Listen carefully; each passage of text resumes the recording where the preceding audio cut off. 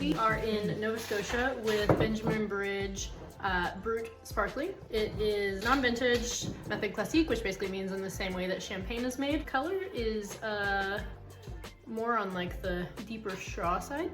The grapes are half Chardonnay or a little less than half Chardonnay and half a really interesting Canadian grape called l'Acadie. So let's dive in. On the nose, it initially has like a lemony lime spritziness to it, almost like a little more Meyer lemon on it. On the palate, really nice frothiness. It has a good amount of bubbles, and you can see they're a little bit larger than if you were to drink like a regular champagne. Probably more in the style, I would say, of like cava. Cava is also made in the champagne style, versus Prosecco is made through pushing it through a vat so that it adds the carbonation. So I would say it's more in that style than specifically like a champagne style.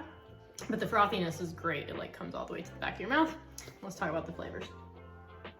So it's a little more subtle on the palate. So it was kind of like in your face, well, not in your face, but more like Sprite. A little bit like poppy kind of on the nose. And on the palate, it's almost like lighter yellow apples and that kind of like crispness that you would get with something that you're taking like a big bite out of. It has a decently long finish.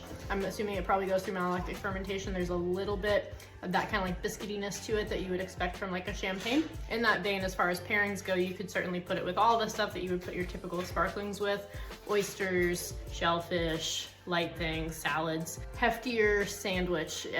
Like I still am picturing like summertime, like what are you gonna eat at a picnic? It would go really well here, or just traditional, what you would put with sparkling wine. At the end of the day, sparkling wine is the thing that can pair with the most foods. So from the beginning of the meal to the end of desserts, all of it, it's open to you here, other than like pretty hefty red meats. So enjoy, another really fun one from Canada.